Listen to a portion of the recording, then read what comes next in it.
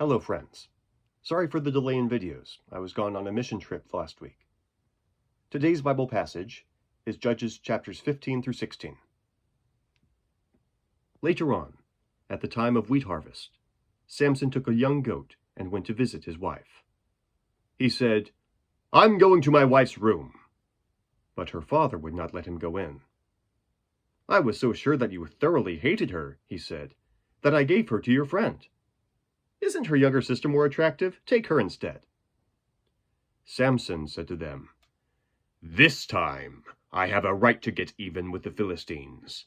I will really harm them." So he went out and caught 300 foxes and tied them tail to tail in pairs. Then he fastened a torch to every pair of tails, lit the torches, and let the foxes loose in the standing grain of the Philistines.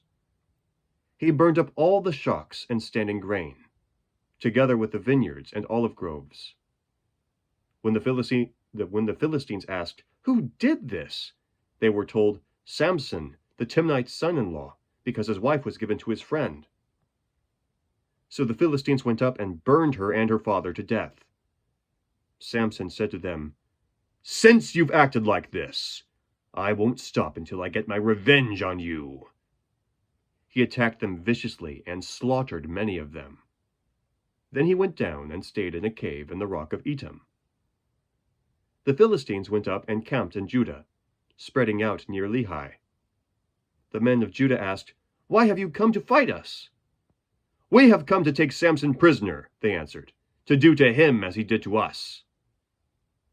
Then 3,000 men from Judah went down to the cave in the rock of Etam and said to Samson, "Don't you realize that the Philistines are rulers over us? What have you done to us?" He answered, "I merely did to them what they did to me."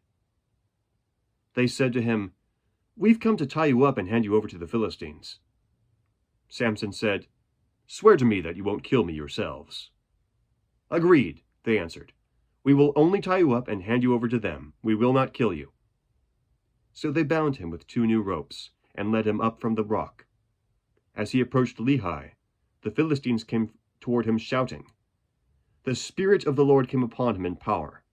The ropes on his arms became like charred flax, and the bindings dropped from his hands. Finding a fresh jawbone of a donkey, he grabbed it and struck down 1,000 men. Then Samson said, "With the jawbone of an ass I have made asses of them. With the jawbone of an ass I have killed 1,000 men." When he finished speaking, he threw away the jawbone, and the place was called Ramath Lehi, which means Jawbone Hill. Because he was very thirsty, he cried out to the Lord, "You have given your servant this great victory. Must I now die of thirst and fall into the hands of the uncircumcised?" Then God opened up the hollow place in Lehi, and water came out of it. When Samson drank, his strength returned and he revived.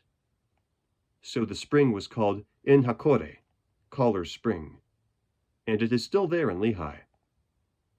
Samson led Israel for 20 years in the days of the Philistines.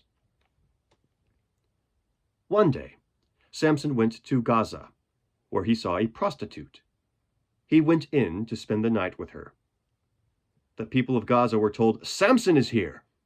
So they surrounded the place and lay in wait for him all night at the city gate. They made no move during the night, saying, "At dawn we'll kill him." But Samson lay there only until the middle of the night. Then he got up and took hold of the doors of the city gate, together with the 2 posts, and tore them loose, bar and all. He lifted them to his shoulders and carried them to the top of the hill that faces Hebron. Some time later, he fell in love with a woman in the valley of Sorek, whose name was Delilah. The rulers of the Philistines went to her and said, "See if you can lure him into showing you the secret of his great strength, and how we can overpower him, so that we may tie him up and subdue him. Each of us will give you 1,100 shekels of silver." So Delilah said to Samson, "Tell me the secret of your great strength and how you can be tied up and subdued." Samson answered her, "If anyone ties me with 7 fresh thongs that have not been dried, I'll become as weak as any other man. Then the rulers of the Philistines brought her 7 fresh thongs that had not been dried, and she tied him with them. With men hidden in the room, she called to him, "Samson, the Philistines are upon you!" But he snapped the thongs as easily as a piece of string snaps when it comes close to a flame. So the secret of his strength was not discovered. Then Delilah said to Samson, "You have made a fool of me. You lied to me. Come now, tell me how you can be tied." He said, "If anyone ties me securely with new ropes that have never been used, I'll become as weak as any other man." So Delilah took new ropes and tied him with them. Then, with men hidden in the room, she called to him, "Samson, the Philistines are upon you!" But he snapped the ropes off his arms as if they were threads. Delilah then said to Samson, "Until now you have been making a fool of me and lying to me. Tell me how you can be tied." He replied, "If you weave the 7 braids of my head into the fabric on the loom, and tighten it with the pin, I'll become as weak as any other man." So while he was sleeping, Delilah took the 7 braids of his head, wove them into the fabric, and tightened it with the pin. Again she called to him, "Samson, the Philistines are upon you." He awoke from his sleep and pulled up the pin and the loom with the fabric. Then she said to him, "How can you say I love you when you won't even confide in me?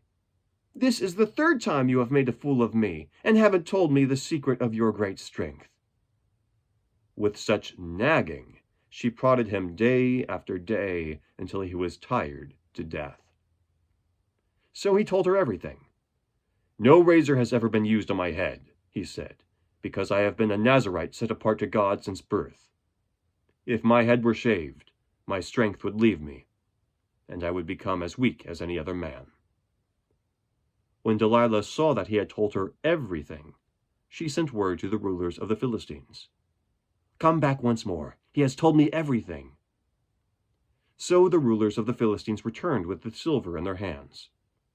Having put him to sleep on her lap, she called a man to shave off the 7 braids of his hair, and so began to subdue him, and his strength left him.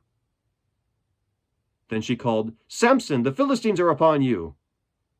He awoke from his sleep and thought, "I'll go out as before and shake myself free."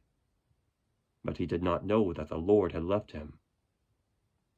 Then the Philistines seized him, gouged out his eyes, and took him down to Gaza. Binding him with bronze shackles, they set him to grinding in the prison. But the hair on his head began to grow again after it had been shaved. Now the rulers of the Philistines assembled to offer a great sacrifice to Dagon their god, and to celebrate, saying, "Our God has delivered Samson, our enemy, into our hands." When the people saw him, they praised their God, saying, "Our God has delivered our enemy into our hands, the one who laid waste our land and multiplied our slain."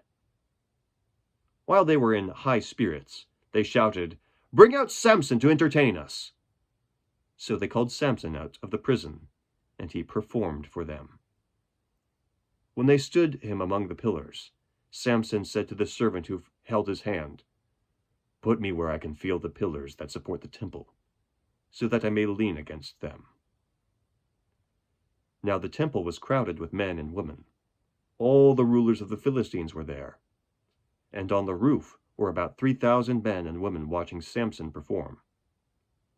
Then Samson prayed to the Lord, "O sovereign Lord, remember me. O God, please strengthen me just once more, and let me with one blow get revenge on the Philistines for my 2 eyes." Then Samson reached toward the 2 central pillars on which the temple stood. Bracing himself against them, his right hand on the one and his left hand on the other, Samson said, "Let me die with the Philistines!" Then he pushed with all his might, and down came the temple on the rulers and all the people in it. Thus he killed many more when he died than while he lived.